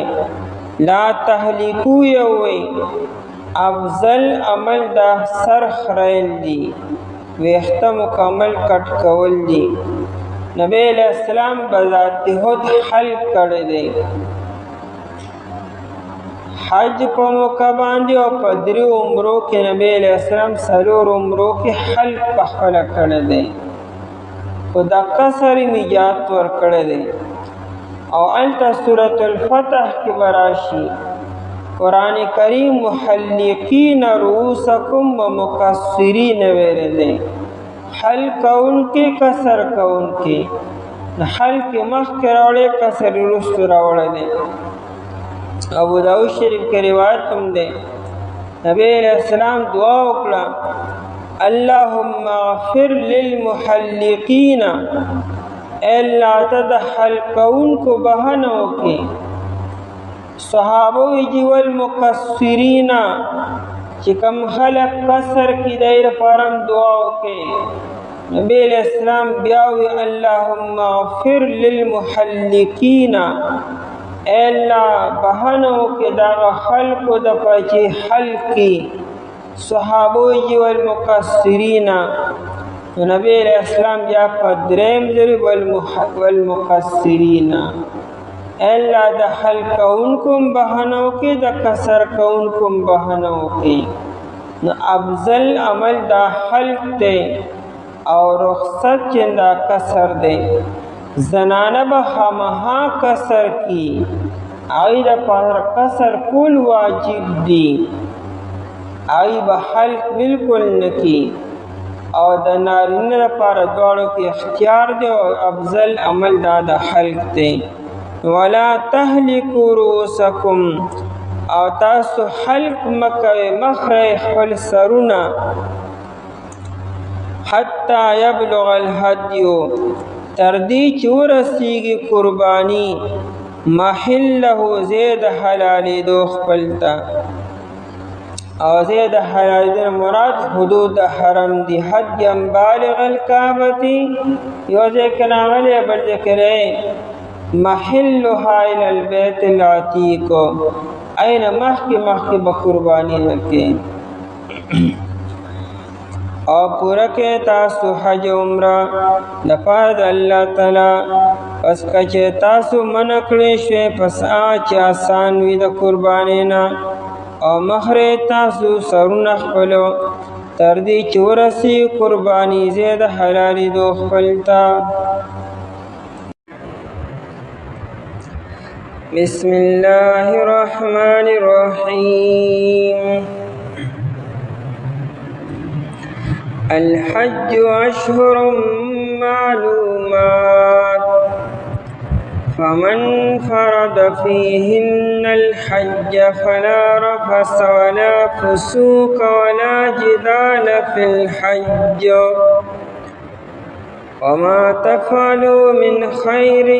يعلمه الله وتزودوا فإن خير الزاد التقوى واتقون يا أولي الألباب. الحج وقت حج اشهر میاشت دی معلومات پیجندل شوی فمن فرض پس چاچ فرض کو فیہن پدی میاشتو کے الحج حج لرا فلا رفسا پس نشتر فحش خبری ولا فسوقا او ننا فرمانی کول ولا جدالا او نجگڑ کول فی الحج پحج کی وما تفعلو او حاسو چتاسو کوئے من خیر دنی کینا یعلم اللہ پیجنی اغیلر اللہ تعالی وتزودو او تاسو تو شواخ لے فإن خیر الزاد التقوی پس بے شکا بہترین توشا پرہیزگاری دا واتقون یا اولی الالباب او یریگے زمانہ اے داکل خواندانو. آیت مبارکہ کے دریو خبرو بیان دے. یو د حج د پارا ایام او میاشتی چې حج په کومو میاشتو کې کوي، ځکه حج داسې یو عبادت نه دی چې دا سدا بهار دی چې دا ګنې هر ورځ او هر میاشت هر وخت کې کولی شي. د دې لپاره وخت مقرر دی. او دویمه خبره ده چې احرام دې وتړلو نو د بعضې خبرو نه به ځان ساتي اوسو عین او پرهیز کې. او درېیمه خبره ده چې د احرام په حالت کې د کمو خبرو کثرت پکار دی او ډیروالی پکار دی. لومبۍ خبره ده چې د حج دپاره میاشتې مقرر دي. هغه درې میاشتې دي: شوال، ذیقعده او ذوالحجه. د ذوالحجې 10 ورځې دي: شوال او ذیقعده او ورپسې ذوالحجه. د دې نه علاوه په نورو میاشتو کې حج نشي کولی. افعال د حج خو به ذوالحجه کې کوي، لیکن میاشت د حج شوال نه شروع شي. یو انسان چې احرام تړي نو هغه د شوال میاشت کې تړلی شي د حج دپاره، یا ذیقعده کې او یا په ذوالحجه کې. او د دې نه علاوه نورو میاشتو کې نورې میاشتې د حج دپاره نه دي. ان دا اختیار بندگانو ته نه ملو شوی چې تاسو کله مړه غواړئ نو حج وکړئ. عمره د کال 12 میاشتې کولی شي. کمې ورځې چې د حج دپاره مقرر دي یا 15 ورځې، په دې کې عمره نشي کولی. او د دې نه علاوه عمره د کال 12 میاشتې هر میاشت کولی شي، هر ټایم کولی شي. او حج دپاره صرف د یو میاشت او په هغې کې بیا د 15 ورځې دي: د ذوالحجې 8مه، 9مه، 10مه، 11مه او 12مه. الحج حج چې دی نو الحج یعنی وقت الحج، د حج وخت چې دی، یا اشهر الحج د حج میاشت دی. اشهر معلومات میاشت دی، معلومات معلومی یعنی پیژندلی شوي سمت دی وخت مقرر دی شریعت د طرف نه دا اختیار بندگانو ته یا حاکم وقت ته نه دی نه امیر ته دی دا د الله ر طرف نه دی همدغه ورځې مقرر دي د حج اوقات مقرر دي په خپل ټیم باندې به شروع کې په خپل ټیم باندې به ختمې ابن عمر رضی اللہ عنہ آخر عمر کی بوڑھا شو سترگو نظریہ کمزوری شو حجاج ابن یوسف هغه د حج گورنر او ذمہ داری هغه ته والا شي و هغه زمانه کې چې کوم بادشاہ عبدالملک هغه حجاج ته خط لېږلو چې د ابن عمر رضی الله تعالی عنہ خبره منو دغه تابعداري کوه په حج کې ان خپل ظلم و ستم مکه او خپل حکم جاری کوه د ابن عمر رضی الله تعالی عنہ خیال ساته ابن عمر رضی الله تعالی عنہ چې کله خلق عرفات تللو نو حجاج ابن عمر ته ټیم شوه دی چې زو هغه ته صبر کما ته ټیم معلوم دی هغه په خپل خیمه کې ناستو حجاج به بار بار وی مونږ نبی علیہ السلام سره حج کړی دی او مونږ ته د عرفات تو ټیم معلوم نه چې څه ټیم بزو نو ابن عمر رضی اللہ عنہ وته چې مونږ ته ټیم معلوم نه دی کې ستا حکم او ستا بادشاہي او ستا نگرانی نه چلیږي دا د حج ایام دی الله تعالی دې پر خپل ټیم مقرر کړی دی ابن عمر رضی اللہ عنہ حجاج تم تک کوي چې دا ستا په اختیار کې نه چې ته سټیم زونو زوبا نبی علیہ السلام سټیم عرفات ته تللی اټیم بزمزم او سټیم راغلی اټیم بزم راځم نو د حج د هر یو رکن دپاره خپل ټیم مقرر دی ورځې مقرر دي اشهر میاشت دي معلومات معلومي که یو انسان د شوال نه مخکې احرام وتړي لکه رمضان شریف کې احرام د حج دپاره وتړي د نورو امامانو په نیز باندې دا احرام نه دی شوی او زمونږ امام ابو حنیفه رحمت الله علیه احرام صحیح دی خو سره د کراهته یعنی پکار ولا نو دله په شوال کې احرام تړل پکارو خو به هر حال که د شوال نه مخکې رمضان یا شعبان کې احرام وتړو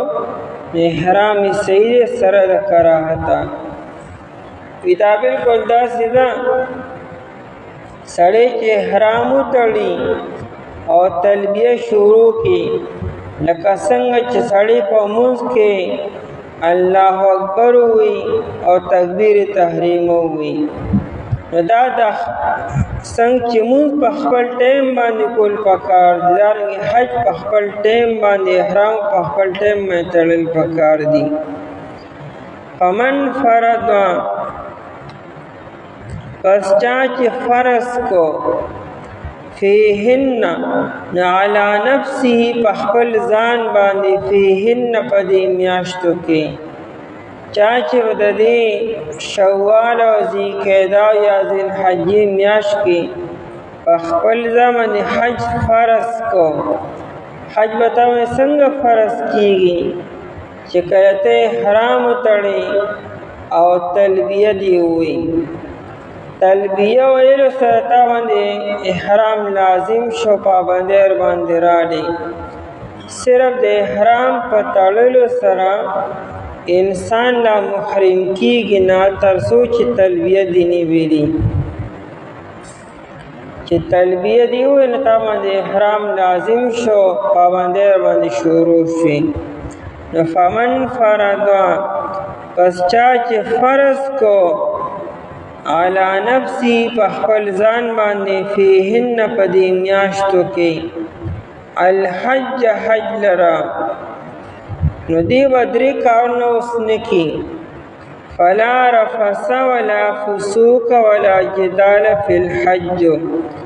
قرآن درې خبرو کې د درې خبرو نه وزان ساتي پرهیز وکړي اجتناب وکړي دا نه صرف دا درې خبرې نور خبرې احادیثو کې او د فقه په کتابونو کې موجود دي لیکن دا درې غټې خبرې ونه کې او دا درې خبرې تمام نور خبرو ته شامل دي په معنی خبره ده چې فحش گفتگو بنه کې د بے حیا خبرې بنه کې کتا سره خپل بیبي ده او یا د سره وینځه ده نو هغې سره به د فحش گفتگو د بے حیا خبرې بنه کې څنګه چې زوج او زوجه هغه میاں بیوی خپلو کې کم تعلقات قایمي او کم خبرې کې تعلقات نو مخکې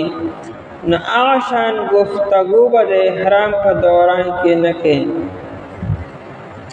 پخوا زمانه کې به سفر اوږدې وي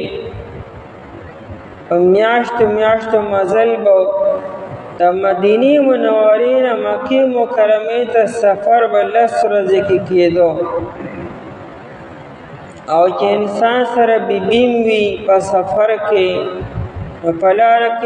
قسم خبرې کېږي څوک زړې خبرې څوک نوې خبرې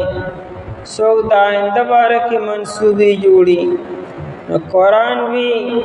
خپلې بیبي سره خپلې ویندې سره به دغه خبرې به نه کوي دا د احرام سره منافي دي او نور تمام تعلقات به هیڅ قسمه نه قایمې او نه دای مقدمات او اسباب به پیدا کېبه فلا رفث رفث مخکې تیر شو رفث ویل کېږي فحش گفتگو ته فلا رفث نو نشته د فحش گفتگو کولو ولا فسوق او فسوق د فسق نه دی فسق نافرمانی ته وي هر یو ګناه ته وي ولا فسوق او فسق نشته نافرمانی نشته یعنی اس قسم گناه په احرام کې بیا نشته عربی فسقات رطباتو کله چې دا میوه د مغز نه او د پوستکي نه راښکاره شي روزي دا ټیم کې وي د فسق ته فسق ولې وي انسان چې ګناه کې د اعتدال نه باروزي د نیغې لارې نه واوړي په ته فاسق ویل کېږي ولا فسوق او نافرمانی نشته دی ولا جدال او جګړه جدال جګړې ته وي جګړه نشته نه خپل سره نه پردو سره نه خادم سره نه نوکر سره نه غلام سره او نه بیبي سره نه اولاد سره حج کې خامخا انسان کله غصه شي کله جذباتی شي کله خبره سخته ولګي کله سو انسان بیا خامخا کنځلي کی او بیا جګړه کی وال ټکول کی نو قرآن دا خبرې په حج کې نشته فی الحج په حج کې مقصد دار چې دا درې کارونه به نه کوي اصل خبردار چې لا ترفسو د احرام په حالت کې د بے حیا کارونه مه کوئ دا وی ولا تفسقو او د احرام په حالت کې ګناه مه کوئ ولا تجادلو او د احرام په حالت کې جګړه مه کوئ او قرآن داونه چې دا مه کوئ وی نشته پکې وجه داره چې دا حاجی او معتمر چې دی د الله تعالی ملمه دی. انسان چې احرام وتړي دی د الله تعالی ملمه شو. او ملمه سره خلک ډېر د نرم گفتگو کی، نرم خبرې کی چې دغه دل آزاري ونشي. نو ملمه ته خلک وایي چې لکه زمونږ کلي کې دا خبرې نشته، نو متتیم مکو دا کارو دته دا خبرې منه دي، دا خبرې منه دي، مطلب ستم دا کار مکوه. نو قرآن وی دا درې خبرې به نه کېتو، خو مخامخ نهی نکی وی دا درې خبرې د سره شته نه. نو څه مطلب چې نشته نو تیم مکوه.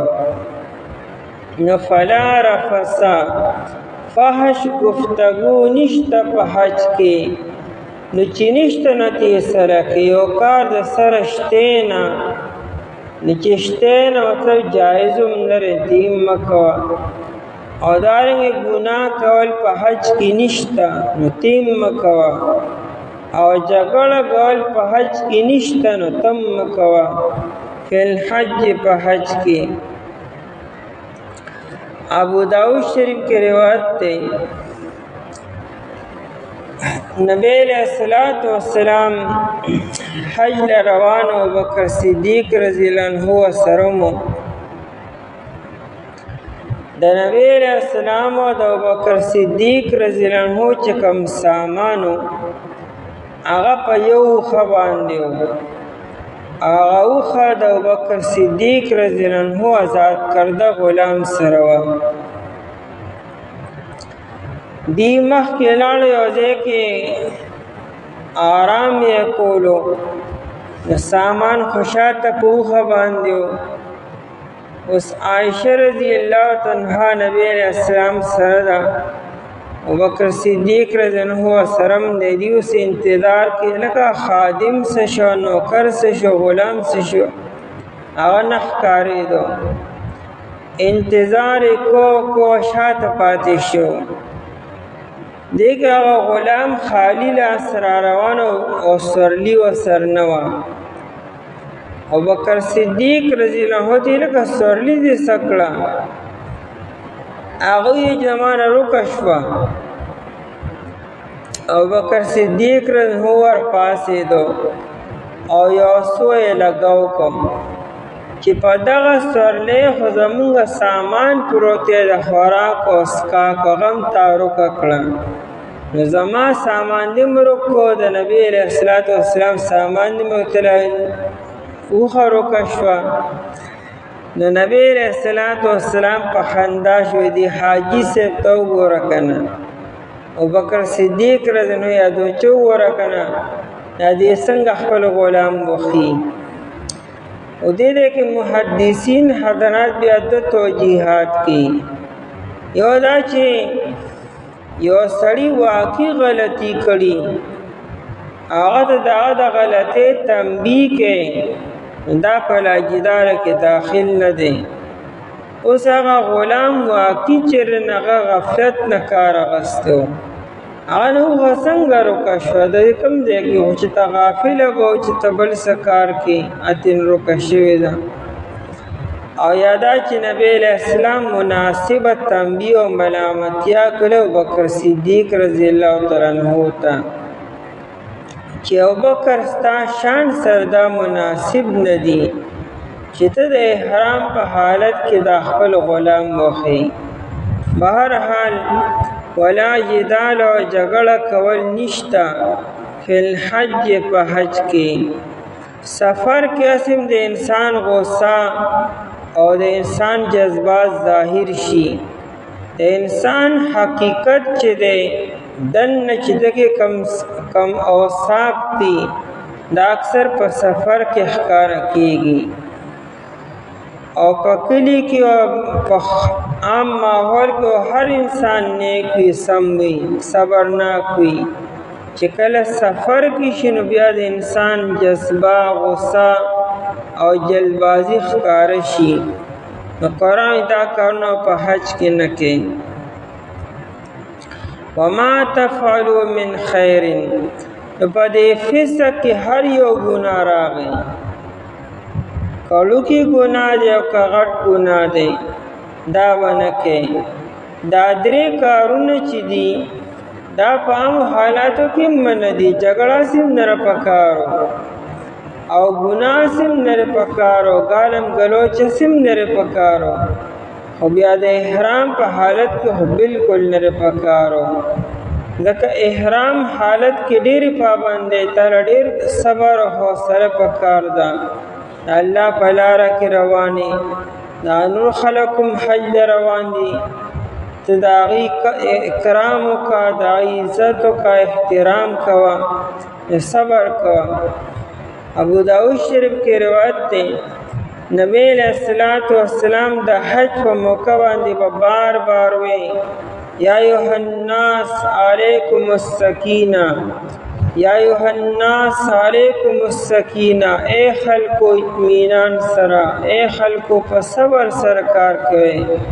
جلبازی مه کوئ، منډې مه وهئ. نبی علیہ السلام به د اطمینان او د سکون تعلیم او ترغیب به ورکو. حج دوران کې غصه او جذباتونه کار اخیستل نه دي پکارو. ځکه انسان نه که چېرې بې ادبي وشي او یا ګناه وشي نو قرآن ومن یرید فیه بالحاد بظلم نذقه من عذاب علیم. چا چې په حرم شریف کې الحاد وکړو، کجروي وکړه، یو ګناه وکړو، قصدن عمدن وکړو او د بې ادبۍ په نیت باندې وکړو نو قرآن دردناک عذاب به ورکوم. چې دا کم څیز فواید ډېرې نقصانات هم بیا ډېرې، هلته اجر ډېر زیات دی. په حرم شریف کې اجر د هرې نیکۍ ډېر زیات دی. څنګه چې اجر یې سیوای که بې ادبي دې وکړه او ګستاخي دې وکړه بیا سزا یې سخته ده. سفیان ثوری رحمت الله علیه او وهب بن ورد دا دوه حضرات وهب بن الورد وی ما او سفیان دواړو مونږ د شپې طواف وکړو. سفیان ثوری رحمت الله علیه خو واپس شو او دا وهب وی چې زه لړم نو حتیم ته ننوتم او په حتیم کې مې نوافل وکړو، بیا په سجده باندې چې پرېوتم نو ما آواز واورېدو، د خانه کعبې د پردې نه آواز راتو، خسوکونه او آواز دا و چې هغه دا وی چې یا جبرائیل اشکو الی الله، اے جبریل دا اللہ تم شکایت کوم او ثم الیک بیاتا تا شکایت کوم او دسو چې ما یفعل هؤلاء الطائفون، دا دی خلق سو کړو او دا دی سکی دا زمانہ من حولی زمانہ غیر چاپیر دا دی سکی بے پخپلوی من تفقههم فی الحدیث، دا دی چې په دې خبرو کې کم مذاق کې ټوکې ټکالې کې دلتا او ولغتهم او دا دی چې کم تیزی آوازونه او تیزی خبرې کې وصفحهم او دا دی چې کم د کمکلتوب کارونه کې. نو دا وهب بن الوردی چې ما غیر چاپیر کړی چې څوک شته خو نه او آواز راځي وی زه پوه شوم هغه خپل فاولتو وی ما دا تاویل وکړو چې ان البیت یشکو الی جبرائیل، چې دا د خانه کعبه لګیا د جبریل علیه السلام ته وایي چې دا د خلکو زمانه ګر چاپیر طواف وکړو کنه جګړې وکړي او کنه شور شغب وکړو او کنه یو بل ته سخت خبرې وکړي. دا ډېر د ادب مقام دی. حرم شریف، حرمین شریفین دا د ادب مقامات دي. هلته منډې وهلو، جنګ جګړې کولو، ګالم ګلوچ کولو، دنیوي خبرې کولو، د دې ځای خبرې هلته کولو، دا بې ادبي ده. او دې بې ادبۍ نتیجه هم بیا ډېره زیاته خرابوي. نو ولا جدال فی الحج، او جګړه نشته په حج کې. وما تفعلوا من خیر، او دا نن سبا چې دا کم نمایش شروع دی حرم شریف ته مخامخ فوټوګرافي کولو، دا ویډیو جوړولو، دا خانه کعبې نه طواف کې غیر چاپیرو، هلته کې حرم مسجد نبوي کې سلام عرض کې هلته کې لګیای تو دا فوټوګرافي کې او دا ویډیوګانې کې دا خالصه بې ادبي ده او دا خالصه ګستاهي ده. او دې نه مکمل اجتناب پکار دی. عمر رضی الله عنه 2 کسان ولیدلو په مسجد نبوي کې په تیزه تیزه خبرې کولې. عمر رضی الله عنه ورپسې کاڼي وویشتو، اشاره وکړه دې خوا راشه. وی دا کوم ځای؟ وی چې د یمن یا د ملک شام نه راغلي یو. ورته یې که چېرې مېلمانه نه وی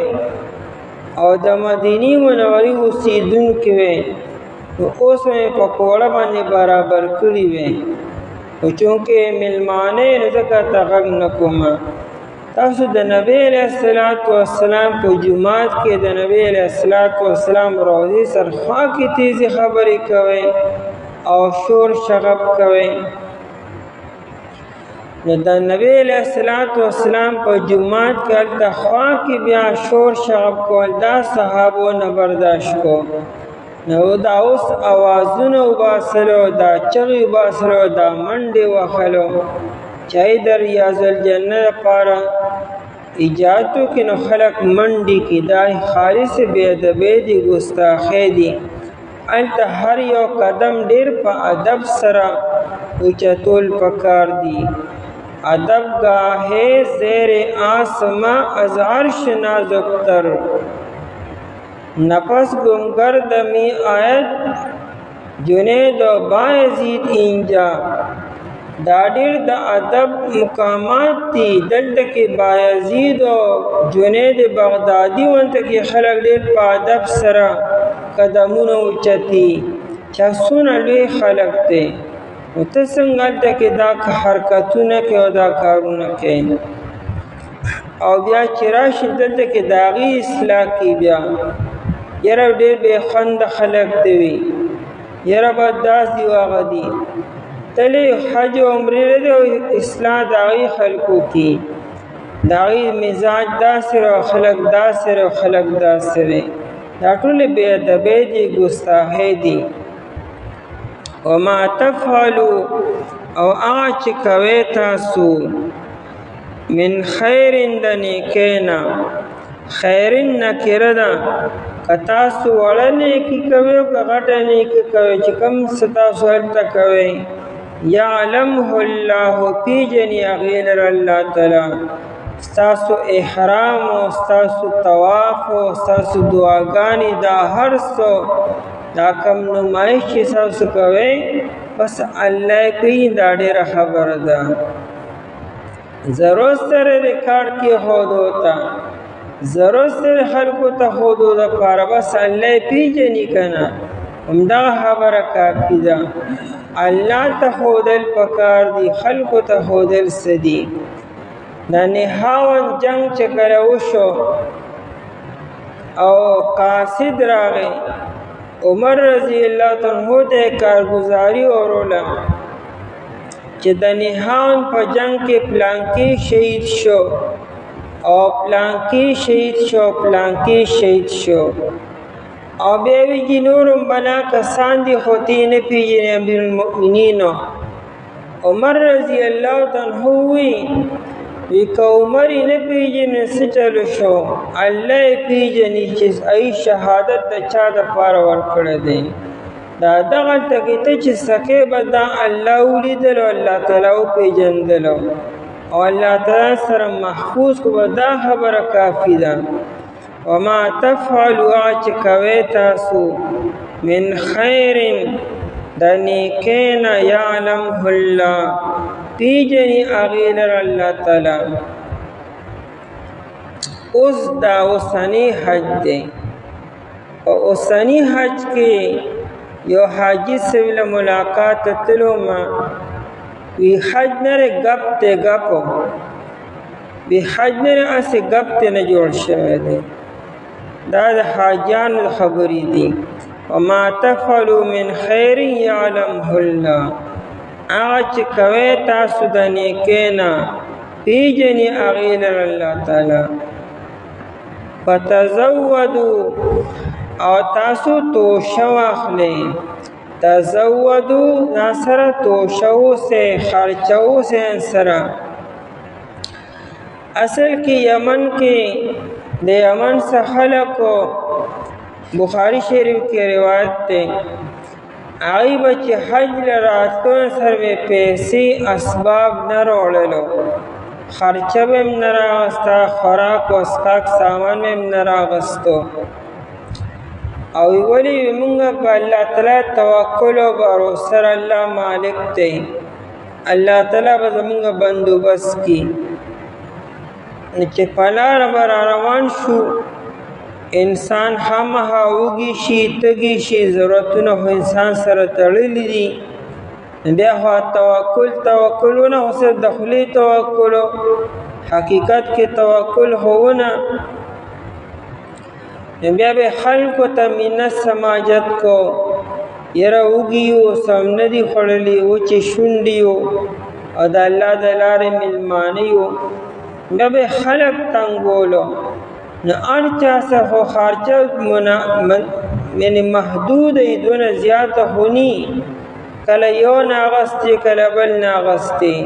نو خلک به یې تنګولو نو قرآن وی داسې توکل دا تقوا نه ده چې تاسو ځان سره اسباب نه وړئ اسباب ځان سره برابر کړئ د سفر زادیره ځان سره برابر کړه بستره خوراک و څښاک و دوایانې خرچه ټول ځان سره برابر کړه اسباب ځان سره واخله او باروسه په الله تعالی باندې ساته توکل ترک اسباب ته نه وایي توکل دې ته نه چې ګنې اسباب سره مه وړه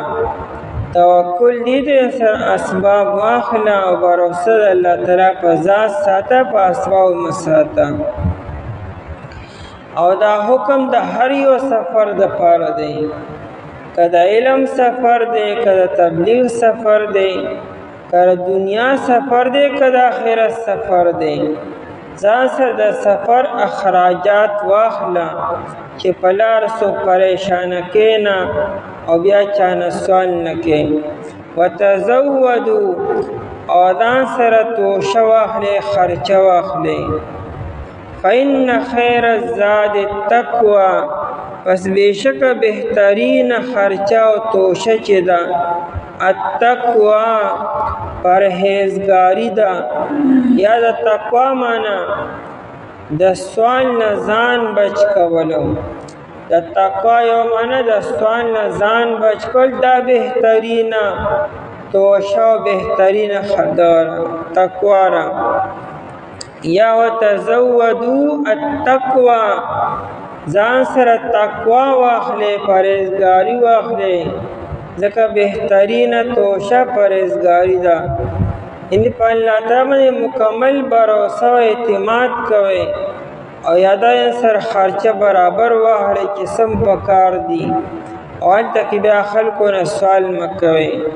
ها که چېرې بای چانس یو انسان سره خرچه اغستې راړسې اغستې لیکن لاره کې تر روک شو او یا ختم شو نو بیا دې بقدر حاجت د خلکو نه غوښتي شي. او یو انسان د کور نه خالی لاسه وي الله مالک دی، د چا ویلي چې الله مالک نه دی. حضرت تانوی رحمه الله خانقاه کې ترتیب داو چې یو مرید به راغی، یو ورځ لا، دوه ورځې لا، درې ورځې لا.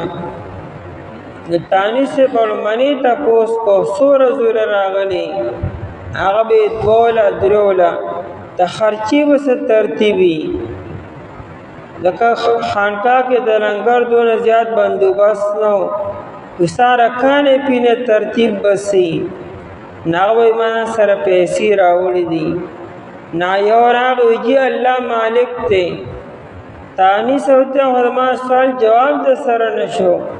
ولیدہ سن چا اللہ تعالی مالک نرسو زمم چا اللہ مالک تے لیکن پظاہری اسباب کی وسط ترتیبی ناغوی دلتا کہ دا ما روڑ دے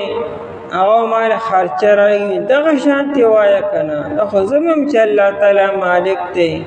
خو بندوبست د اسباب بسنگی. فإن خیر الزاد التقوی بہترین توشا اغا تقوی را پرهیزګاری دا یا بل معنا د سوال لزان بچ کول دی. واتقون یا اولی الالباب او یریږئ زمانہ اے د عقل خاوندانو. ظاهر هوا حج لیونی خو ندی سو او نسو معشومان زی خلوی خلق زی معشوم حیوادی نسو بئی بنا. اید عقل خاوندہ چی دم روگا سفر کے کم از کم ځان کی تقوی پیدا کا او د حج مطابق احکامات ادا کا. اید عقل خاوندانو وحد د حج چرې میاشتې ری معلومې یعنی پیژندلی شوی. پس چا چې فرض کو په دې میاشتو کې حج لره پس نشته دی فحش گفتگو او نه نافرمانی کول او نه جګړه کول په حج کې.